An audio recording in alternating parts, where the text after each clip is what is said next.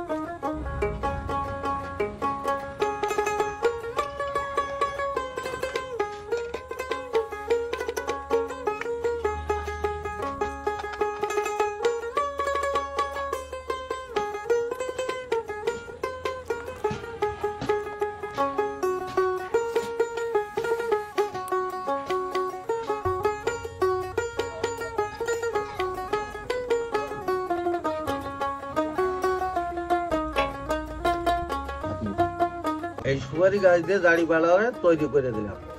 Wow, অসাধারণ। তো দর্শক, দেখতে পেলেন যে সুপারি গাছ দিয়ে সম্পূর্ণ একটি ওজন পরিমাপ করার একটি দাড়িপাল্লা তৈরি হয়ে গেল। দাদা, কত বছর ধরে এই পেশায় আপনারা নিয়োজিত? 120 বছর।